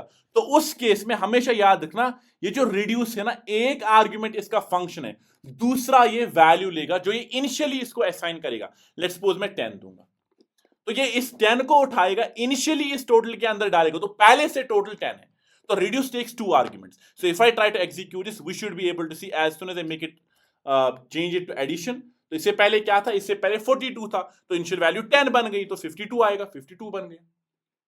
इनिशियल वैल्यू एडिशन में 0 थी इससे पहले, बट अब मैंने 10 की तो 52 बन गई। But what about my multiplication? तो अगर मैं इस केस में इनिशियल वैल्यू, ऑफ कोर्स ये इंप्लिसिटली खुद से ही 1 डिसाइड कर रहा है, ये आ गया। बट अगर मैं इनिशियल वैल्यू अब 10 दूं, तो यही जो मेरे पास है इसको इनिशियली 10 मल्टीप्लाई करना, तो एक और 0 ऐड होना चाहिए, and we can clearly see एक और 0 ऐड आ गया। तो रिड्यूस इज अ मेथड जो एरे रिटर्न नहीं करेगा, एक सिंगुलर वैल्यू रिटर्न करेगा और उसके साथ साथ मेरी पूरी एरे को रिड्यूस करेगा। तो जो भी ऑपरेशंस आपकी एरे को रिड्यूस कर सकते हैं into singular value, in that particular case I will use reduce method. I hope तीसरा मेथड भी कंप्लीटली क्लियर हो गया होगा। अब चलते हैं मेरे पास एक बहुत ही इंपॉर्टेंट मेथड पे, जो कि मेरे पास है सॉर्ट। तो late me simply go create this array.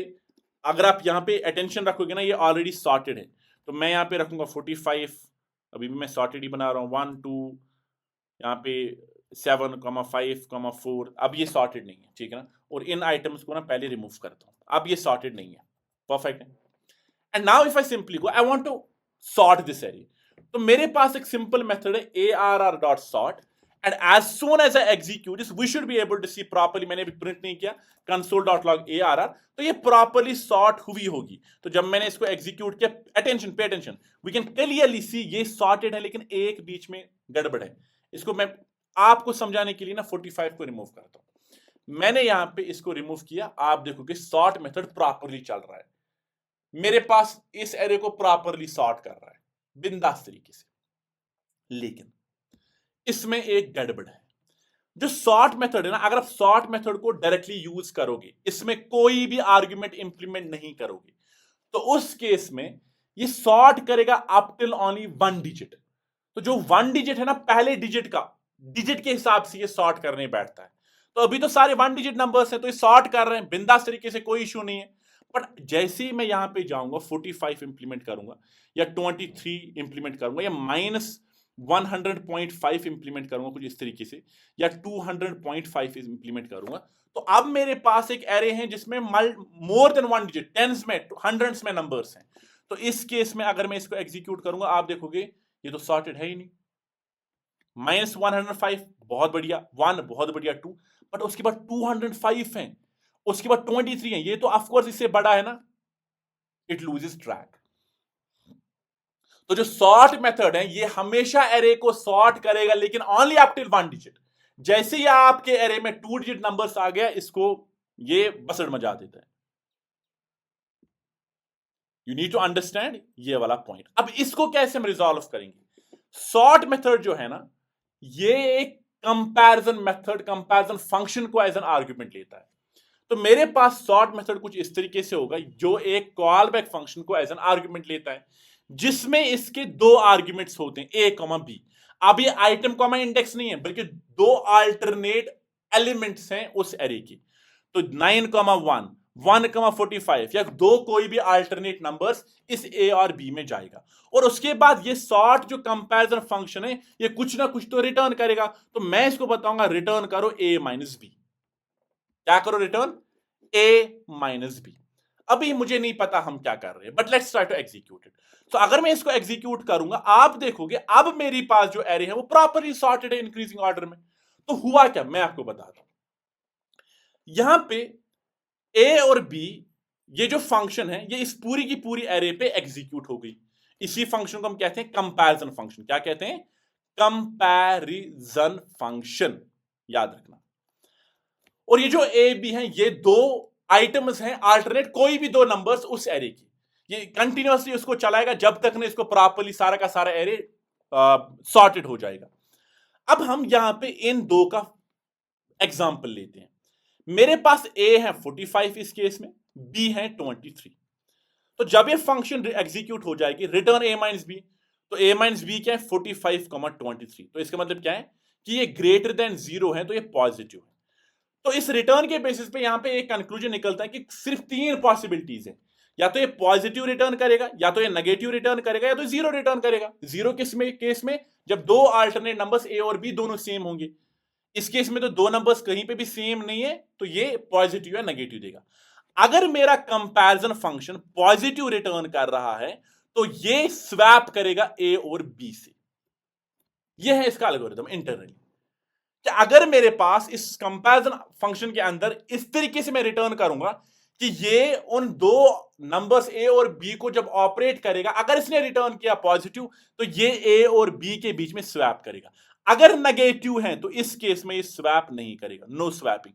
तो ए की पोजीशन पे रहेगा, बी की पोजीशन पे रहेगा, जैसे रखना है वैसे ही रहेगा। आई होप दिस मेक्स सेंस। तो ये है कंपैरिजन फंक्शन। एक और एग्जांपल लेते हैं। फॉर एग्जांपल यहां पे मैं लूंगा 205।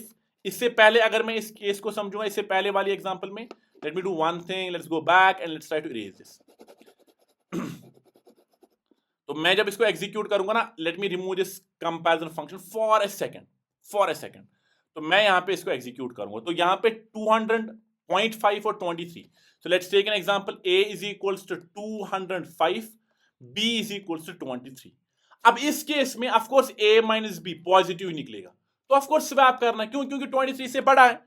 So you must understand over here that when we talk about a comma b in this particular case, since we are using comparison function, तो अगर पॉजिटिव रिटर्न कर रहा है तो उसका मतलब क्या है? ये a और b में स्वैप करेगा, और ये कंटिन्यूअसली तब तक करता जाएगा जब तक ये वाली कंडीशन ट्रू हो रही है कि मेरे पास जो कंपैरिजन फंक्शन है ये पॉजिटिव रिटर्न कर रहा है।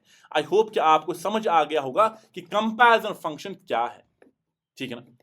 अब यहां पे सवाल आपका हो सकता है, सर अब मुझे इस केस में एग्जीक्यूट करूंगा तो इंक्रीजिंग ऑर्डर में एग्जीक्यूट हो रहा है, बट अगर मुझे इसको डिक्रीजिंग ऑर्डर में एग्जीक्यूट करना है, डिक्रीजिंग ऑर्डर में सॉर्ट करना है, सिंपल है, बी माइनस ए कर दो, दैट्स इट। सेम एल्गोरिथम है, सेम एल्गोरिथम चलेगा, और एग्जीक्यूट करूंगा, आप देखोगे डिक्रीजिंग ऑर्डर में चला गया। सो ए माइनस बी कंपैरिजन में इंक्रीजिंग करेगा, बी माइनस ए डिक्रीजिंग करेगा।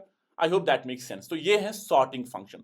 सॉर्टिंग फंक्शन सिर्फ बाय डिफॉल्ट अगर कोई भी आर्ग्यूमेंट में पास नहीं करूंगा अप टू 1 डिजिट सॉर्ट करेगा, उसके बाद मुझे कंपैरिजन फंक्शन यूज हो जाएगा इसमें। अब चलते हैं एक और मेथड के पास, जो क्या है मेरे पास, फाइंड मेथड। बहुत ही इंपॉर्टेंट मेथड, बहुत ही ज्यादा यूज होता है वेब डेवलपमेंट में, बैक एंड डेवलपमेंट में काफी ज्यादा यूज होता है। जब हम बैक एंड से डेटा फ्रंट एंड में लाते हैं, फाइंड मेथड काफी ज्यादा यूज होता है। फाइंड मेथड अगेन एक लूपिंग मेथड है, जो सिमिलरली एक हायर ऑर्डर फंक्शन है, जो एक कॉल बैक फंक्शन लेता है। 2 आर्ग्यूमेंट्स होते हैं, आइटम कॉमा इंडेक्स, और उसके बाद सिंपली एक आइटम को फाइंड करता है। आप समझते हैं करेगा कि नहीं? Let's suppose based on a condition, तो मैं यहां पे लूंगा where a is equal to ARR पे प्लीज फाइंड करो। अब मुझे ARR पे फाइंड करना है, एक callback function as an argument लेगा जिसमें आइटम कॉमा इंडेक्स होगा, और उसके बाद रिटर्न करेगा। रिटर्न करो वो वाला आइटम जो इस वाली कंडीशन को सेटिस्फाई कर रहा है। तो यहां पे नहीं है कि मैं इसको बताऊंगा कि 5 को सर्च करो, बता सकता हूं, लेकिन आप कंडीशन के बेसिस पे बता सकते हो वो वाला आइटम जो इस वाली कंडीशन को ट्रू कर रहा है। आइटम मॉड्यूलस 2 मतलब इवन नंबर। अब यहां पे अगर मैं इसी ए को एग्जीक्यूट करूंगा, you have to understand one thing, इस एरे में इस वाली कंडीशन को कितने सारे आइटम्स मैच कर रहे हैं, सेटिस्फाई कर रहे हैं, पहला 4, फिर 6, फिर 8। लेकिन जब मैं फाइंड की बात करता हूं ना, ऑफ कोर्स ये इस कंडीशन को इंप्लीमेंट करेगा, लेकिन ये सिर्फ पहला आइटम जो इस कंडीशन को मैच हो रहा है वो रिटर्न करेगा। तो find will always return a single item जो उस कंडीशन को मैप करेगा, मैच करेगा। तो 4 भी मैच कर रहा था, 6 भी मैच कर रहा था, 8 भी, लेकिन जो पहला आइटम, जो पहला ऑकरेंस उस कंडीशन को मैच करेगा, सेटिस्फाई करेगा, या उसी को रिटर्न करेगा। तो अगेन मैं यहां पे एक कॉल बैक फंक्शन ले रहा हूं, उस कॉल बैक फंक्शन में मैंने रिटर्न किया item modulus 2 is equal to 2। तो ये एक आइटम है जो इसको सेटिस्फाई कर रहा है, उसको रिटर्न किया। अगर मैं बताऊंगा मुझे आइटम करो वो वाला रिटर्न जो 6 है, क्या ये आइटम इसमें, अब आप बोलोगे सर मुझे दिख रहा है, हाँ है, तो मैं बताऊंगा कि थर्ड आइटम में मुझे निकालो। लेकिन जब हम बाद में बैकएंड से डेटा लाते हैं, हमें नहीं पता होता कि वो आइटम है कि नहीं है, तो उस केस में हमारे पास फाइंड काफी ज्यादा यूज होता है। So if I try to execute this we should be able to see 6। तो जो भी कंडीशन मेरे पास है, item greater than 5, in that particular case if I try to execute this, तो पहला आइटम जो इस कंडीशन को मैच करेगा वो 6 है, 6 रिटर्न होगा। तो ये है फाइंड मेरे पास। तो आई होप दिस मेक्स सेंस। इसी तरीके से मेरे पास एक और मेथड है जिसको हम कहते हैं फाइंड इंडेक्स। फाइंड का ही बराबर उसी तरीके से काम करता है जिस तरीके से मेरे पास ये मेथड है। मैं इसी को कॉपी करूंगा, यहां पे इंप्लीमेंट करूंगा, इसको अनकमेंट करूंगा, लेकिन इस टाइम पे मैं इंप्लीमेंट करूंगा इंडेक्स। तो फाइंड क्या करता था, उस पहले वैल्यू आइटम को रिटर्न करता था जो इस कंडीशन को मैच करेगा, सेटिस्फाई करेगा। फाइंड इंडेक्स भी वही करेगा, लेकिन उसी आइटम के इंडेक्स को मैच करेगा। तो अगर मैं यहां पे आइटम अगेन लिखूंगा, item modulus 2 is equal to 0, मतलब इवन नंबर, तो 4 भी है, 6 भी है, 8 भी है, लेकिन यहां पे भी जो पहला आइटम मैच होगा उसी आइटम का इंडेक्स दे दो। तो अगर मैं यहां पे अब console.log a करूंगा, क्लियरली सी, तो जो 4 का इंडेक्स है वही दे रहा है। तो जो पहला आइटम इसको मैच करेगा उसी का इंडेक्स, तो यहां पे अब 4 तो नहीं है, तो 6 का देगा, तो 2 देगा। आई hope this find index is completely clear. तो फाइंड और फाइंड इंडेक्स दोनों सेम है, दोनों सेम तरीके से काम करते हैं। The only difference that you have is find आपको वैल्यू देगा, पहला ऑकरेंस उसका, और फाइंड इंडेक्स उसी वैल्यू का आपको इंडेक्स देगा जो पहला एलिमेंट उस कंडीशन को मैच कर रहा होगा। अब चलते हैं एक बहुत ही इंपॉर्टेंट इंटरव्यू क्वेश्चन पे जो काफी ज्यादा पूछा जाता है अरेज के बारे में। What is the difference between every and some? इसमें मैं आपको सम पहले पढ़ाऊंगा, then I will go to every. हमारे पास कभी कभी ऐसी एक रिक्वायरमेंट आती है कि हमारे पास एक एरे तो होती है, अब उसी एरे में मुझे क्या करना है, देखना है कि क्या ये कंडीशन सेटिस्फाई हो रही है। अगर हो रही है तो रिटर्न ट्रू करो। क्या इस एरे में अदफर है? अगर है तो ट्रू करो। क्या इस एरे का कोई आइटम 5 से ग्रेटर है? अगर है तो ट्रू करो। तो मेरी कंडीशन ये है कि मुझे बूलियन वैल्यू चाहिए, और उस एरे में अगर कोई भी आइटम या उससे ज्यादा आइटम मैच कर रहे हैं उस कंडीशन को ट्रू करो, वो सम है। फॉर एग्जाम्पल मेरे पास ये जो एरे है where ARR is equals 1, 2, 3, 4, 5, 6, 7 over here. अब इसी में जाऊंगा मैं बताऊंगा, आप काम करो where A को ARR पे मैं सम मेथड को यूज करूंगा, उसके बाद ऑफ कोर्स ये भी आइटम कॉमा इंडेक्स आर्ग्यूमेंट लेगा लाइक दिस। फिर मैं इसको बताऊंगा रिटर्न करो कि क्या आइटम ग्रेटर देन 7 है।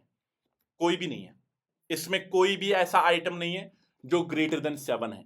तो मैं यहां पे जाऊंगा console.log a। If I now go and execute this we should be able to see false, क्योंकि कोई भी ऐसा आइटम नहीं है जो इस कंडीशन को मैच कर रहा है। तो ये सम मेथड तभी फॉल्स देगा जब कोई भी आइटम ऐसा नहीं है जो इसको मैच कर रहा है इस कंडीशन को। But on the same time अगर मैं इसी कंडीशन को अब एक भी आइटम के लिए ट्रू करूंगा, हां मेरी एरे में ऐसा एक आइटम तो है जो इस कंडीशन को सेटिस्फाई कर रहा है, तो इस केस में अगर मैं एग्जीक्यूट करूंगा we should be able to see true. तो sum method as a name itself sum, कि अगर कोई या एक से ज्यादा या एक भी कंडीशन को सेटिस्फाई कर रहा है तो ट्रू होगा। तो ये फॉल्स तभी देगा जब कोई भी मेरे पास इस कंडीशन को सेटिस्फाई नहीं कर रहा है। ऑन द सेम टाइम मैं यही कोड इंप्लीमेंट करूंगा, कहां पे? एवरी में। अब यहां पे सम की जगह पे मैं एवरी को यूज करूंगा। समझना इस चीज को, एवरी का मतलब क्या है कि जो कंडीशन है मेरी एरे का हर कोई आइटम उस कंडीशन को सेटिस्फाई करना चाहिए, तब जाके मैं ट्रू करूंगा। हां इस एरे में अभी 7 है जो इस कंडीशन को सेटिस्फाई कर रहा है, लेकिन एवरी तो नहीं है, तो इस केस में मेरे पास फॉल्स है। तो एवरी का मतलब यह कि फॉल्स तब देगा even at least one item is not satisfying the condition, ये फॉल्स देगा। तो मेरे पास मैं यहां पे इसको दूंगा 0। तो आइटम इज ग्रेटर देन 0, क्या हर कोई आइटम इस कंडीशन को सेटिस्फाई कर रहा है? The answer is yes. तो अगर मैं एग्जीक्यूट करूंगा ट्रू आ गया। तो ये है डिफरेंस सम। तो सम और एवरी में एवरी हर कोई आइटम सेटिस्फाई करना चाहिए, सम में कोई भी चलेगा, इवन एक भी करेगा तब ये ट्रू देगा। हमेशा याद रखना एवरी और सम दोनों के दोनों बूलियन मेथड्स हैं, मतलब बूलियन चीजें रिटर्न करते हैं। आई hope this makes complete sense. अब चलते हैं रिवर्स पे। रिवर्स का मतलब सिंपल ही है कि एक एरे है, अगर आप इससे एक और एरे क्रिएट करना चाहते हो, सिंपली उसमें आइटम्स का रिवर्स चाहते हो तो रिवर्स को यूज करो। So where over there A is equals to ARR dot reverse, और इसमें कोई भी आर्ग्यूमेंट मुझे नहीं चाहिए क्योंकि रिवर्स सिंपल स्ट्रेट फॉरवर्ड है। सो इफ आई सिंपली से console.log a, तो ये a जो मेरे पास है ये एक एरे बन गई होगी। And if I try to execute this, तो रिवर्स्ड एरे है। I hope this makes sense. हो गया। ज्वाइन जो मेथड मेरे पास है ये काफी इंपॉर्टेंट मेथड है। दो मेथड्स होते हैं इसके रिलेटेड काफी ज्यादा डिस्कस, एक है स्प्लिट, दूसरा है ज्वाइन। पहले ज्वाइन को समझेंगे फिर हम स्प्लिट को देखेंगे। ज्वाइन मेथड सिंपली जब हमारे पास एक एरे होती है, उस एरे को अगर मुझे एक स्ट्रिंग में कन्वर्ट करना है तो उस केस में आई can simply use join method. तो एरे के मेथड्स को एक स्ट्रिंग में कन्वर्ट करने के लिए ज्वाइन मेथड है। So let me simply go create a variable str, I will simply tell ARR पे इंप्लीमेंट करो क्या? एक ज्वाइन मेथड। और मैं इस टाइम पे कोई आर्ग्यूमेंट नहीं दूंगा, हालांकि आर्ग्यूमेंट जरूरी है, मैं उस पर भी आता हूं अभी, but I want to simply print str। So if I now go and execute this, we can clearly see मेरे पास a, b, c, d आ गया। और अगर आप देखोगे इसके अराउंड स्क्वायर ब्रैकेट नहीं है, मतलब ये एक एरे नहीं है, अब स्ट्रिंग है। लेकिन मैं चाहता हूं ये जो स्ट्रिंग है इसके बीच में कॉमा सेपरेटर नहीं रहे, बल्कि कुछ और रहे, डैश में भी और प्लस या जो भी। बाय डिफॉल्ट एक कॉमा इन स्ट्रिंग में डालेगा, बट अगर मैं चाहता हूं मैं कुछ और इसमें सेपरेटर डालूंगा, in that particular case I can put that as an argument. तो अगर मैं डैश डालूंगा ना, अब अगर मैं इसको एग्जीक्यूट करूंगा a dash b dash c dash d, तो ये है ज्वाइन। अब अगर मुझे किसी भी स्ट्रिंग को वापस एक एरे में कन्वर्ट करना है तो मैं क्या करूंगा? मैं स्प्लिट मेथड यूज करूंगा। Let's suppose I will simply go से where my ARR1 is equals to str dot split, or at this point of time I'm not going to go and implement any argument in between, तो मैं console करूंगा ARR1 को। तो अगर मैं इस case में अपने ARR1 को एग्जीक्यूट करूंगा, आप देखोगे a, b, c, d एक ही एरे का एक ही वैल्यू बन गया। तो ये सिंपली है कि जब मुझे एक एरे होगा उसको मुझे स्ट्रिंग में कन्वर्ट करना होगा, ज्वाइन मेथड यूज करूंगा। एक सिंपली स्ट्रिंग है उसको एरे में कन्वर्ट करना होगा, सिंपली मैं स्प्लिट मेथड यूज करूंगा। If I am not wrong I can simply put this separator as well, कि डैश आ गया तो उसको सेपरेट करो, उसके बाद नई नई वैल्यूज को बनाओ। तो अब अगर मैं इस केस में एग्जीक्यूट करूंगा, यू कैन क्लियरली सी एक एरे बन गई a, b, c, d। तो ये है मेरे पास ज्वाइन, ये है मेरे पास स्प्लिट। तो मैं यहां पे लिखूंगा एंड स्प्लिट, कुछ इस तरीके से। तो आई होप ये दोनों के दोनों मेथड्स आपको अच्छे से समझ आ गए होंगे। तो कोई अगर बोलेगा कि मेरे पास एरे है उसको स्ट्रिंग बनाओ, ज्वाइन है, स्ट्रिंग है एरे बनाओ, स्प्लिट है, ठीक है ना? I hope that makes sense. अब चलते हैं एक और लास्ट दो मेथड्स हैं उनको डिस्कस करते हैं properly. Number 1 is concat, number 2 is flat. Concat का मतलब क्या है? सिंपली जोड़ना। हो सकता है मेरे पास इस तरीके से एरे हो, तो मेरे पास एरे 1 है, 1, 2, 3। उसके बाद एक और एरे है ARR2, उसमें क्या है 4, 5, 6। उसके बाद एक और एरे है where my ARR3 is equals to 7, 8, 9। ठीक है ना? अब मुझे क्या करना है, मेरा जो रिक्वायरमेंट अब इस केस में है वो ये है, एक और एरे बनाना, लेकिन उस एरे में ये तीनों की तीनों एरेज कनकैटिनेटेड होनी चाहिए and I want to turn these 3 arrays into 1। सो उस केस में मैं सिंपली बताऊंगा where my ARR4 is equal ARR1 जो है उस पे कनकैट करो। क्या करोगे? ARR2 को और ARR3 को। अब अगर इस केस में मैं ARR4 को एग्जीक्यूट करूंगा, मतलब ARR1 पे कनकैट करो, तो ARR1 पे उसके बाद 4, 5, 6 डालो, 7, 8, 9 डालो। तो इस केस में अगर मैं इसको एग्जीक्यूट करूंगा, लेकिन क्लियरली एक ही एरे बन गई जिसमें सारी की सारी एरेज कनकैटिनेटेड है and we have made a single array out of it. ये भी जानना है कि इस एरे का जो आर्ग्यूमेंट्स का ऑर्डर है ये काफी इंपॉर्टेंटली मैटर करता है। हो सकता है मैं पहले एरे 3 दूंगा, फिर एरे 2 दूंगा और फिर एरे 3 दूंगा फिर से। ऑफ कोर्स पॉसिबल है। तो इस केस में जिस ऑर्डर में मैंने इस ARR1 पे कनकैटिनेट किया, उस ऑर्डर में ही मेरे पास एरे बन गई। मैं चाहूं तो ARR1 को जरूरी नहीं यहां पे रखूंगा, एम्प्टी एरे रखूंगा, उसके बाद ARR3 के बाद ARR1 करूंगा, कुछ इस तरीके से। So now if I try to execute this, we can clearly see उसी तरीके से कनकैटिनेट हो गया। तो जो भी ऑर्डर में आपको कनकैटिनेट करना है, आप उस ऑर्डर में कनकैटिनेट कर सकते हो। तो ये तो हो गया बहुत ही इंपॉर्टेंट एक और मेथड, हो गया ये भी सॉल्व। उसके बाद है एक लास्ट मेथड जो है फ्लैट। फ्लैट का मतलब क्या है? सिंपली फ्लैट करना, एक ही लेवल पे लाना। मतलब मेरे पास एक एरे है कुछ इस तरीके से, जिसमें मल्टी डायमेंशन एरे है 1, 2, 3, 4। उसके बाद एक और एरे है 5, 6, 7। उसके बाद एक और एरे है लेट्स सपोज A, G, पता नहीं क्या क्या है ना, कुछ इस तरीके से। अब मैं क्या चाहता हूं, ये एक मल्टी डायमेंशनल एरे है, इसको मुझे सिंगल डायमेंशनल एरे बनाना है। तो मैं इसको बताऊंगा सिंपली, आप एक काम करो, where ARR2 is equal to ARR को प्लीज फ्लैट करो। फ्लैट कितने लेवल? एक लेवल, क्योंकि एक ही लेवल का एरे है यहां पे। तो अगर मैं अब इस ARR2 को एग्जीक्यूट करूंगा, we should be able to see properly एक सिंगल डायमेंशनल एरे जिसमें जितने भी एरे के वैल्यूज हैं वो एक ही लेवल पे फ्लैट हो गए हैं। तो जितने भी लेवल का आपको फ्लैट करना, आप उस आर्ग्यूमेंट को यहां पे पेस्ट कर सकते हो। फॉर एग्जांपल मेरे पास ये एरे नहीं है, मेरे पास कुछ इस तरीके से एरे है 3 कॉमा, उसके बाद एक और एरे कॉमा, उसके अंदर एक और एरे कॉमा, उसके अंदर एक और एरे कॉमा, फिर 6, 7, उसके बाद एक और एरे। पॉसिबिलिटी है किसी भी तरीके की एक एरे आइटम हो सकती है। ये एक सिंगल आइटम है एक्सटर्नल एरे के लिए, बट इंटरनली और एलिमेंट्स है। मैं चाहूं तो और इस तरीके से भी एलिमेंट्स को डाल सकता हूं, है ना, अपने तक है। किसी भी लेवल का एरे आपके पास हो सकता है, बट अब आपको बोला गया है कि आप इसको फ्लैट करो। कितने लेवल्स तक आपको बताएगा। अगर मैं इस टाइम पे इसको एक ही लेवल तक फ्लैट करूंगा ना, आप देखोगे मेरे पास अभी भी एरे हैं, उनके और लेवल्स हैं, बट एक लेवल इसने फ्लैट किया होगा। अब अगर मैं यहां पे 5 करूंगा and if I try to execute this, we should be able to see properly कि ये एरे फ्लैट हो गई, लेकिन कितने लेवल्स हैं इसको? 1, 2, 3, 4, 5, 6, 7। और तभी आप यहां पे देखोगे 2 लेवल्स तब भी बचती हैं। अब हो सकता है कभी कभी आप ना गिनने नहीं बैठोगे, आप इसको सिंगल डायमेंशनल एरे बनाना चाहते हो। In that case you can use a very important keyword here and that's infinity. तो अब अगर मैं इसको एग्जीक्यूट करूंगा, सिंपली 1 डायमेंशनल एरे बन गई। तो ये है फ्लैट मेथड। आज के इस वीडियो में हमने जावास्क्रिप्ट का एक बहुत ही इंपॉर्टेंट कंसेप्ट पढ़ा, दैट्स एरेज। उतना ही नहीं, उसके अराउंड जितने भी डिक्लेरेटिव प्री डिफाइंड मेथड्स हैं जो काफी ज्यादा यूज होते हैं वो हमने डिस्कस किए, जिसमें मेथड 2 वाली जो फाइल है वो काफी इंपॉर्टेंट है। सबसे पहले मैप, ये क्या करता है? रिटर्न करता है, नई एरे बनाता है। फिल्टर क्या करता है? एक नई एरे बनाता है। उसके बाद रिड्यूस क्या करता है? सिंपली एक सिंगुलर वैल्यू में डालता है। फाइंड क्या करता है? एक सिंगल वैल्यू को रिटर्न करता है। फाइंड इंडेक्स, इंडेक्स को रिटर्न करता है। Every simply true false, some true false and so on and so forth. तो हमारे पास हमें सिंपली यहां पे समझना है कि एरेज एक ऐसा डेटा स्ट्रक्चर है जिसपे काफी सारे मैनिपुलेशंस, ऑपरेशंस हम कर सकते हैं, और उसके रिलेटेड जावास्क्रिप्ट ने ऑलरेडी सारा काम करके रखा है। And all we have to do is we have to understand each function, और उसी फंक्शन की क्या फंक्शनैलिटीज हैं और उसको मैं कहां पे यूज करूंगा। आई होप आपको आज का सेशन बड़ा अच्छा लगा होगा। फीडबैक अपना कमेंट सेक्शन में डालो कि कौन सा ऐसा मेथड है जो मैंने मिस किया और आपको ये सेशन अच्छा लगा कि नहीं। See you in the next class. Thank you so much. Take care of yourself. Bye bye.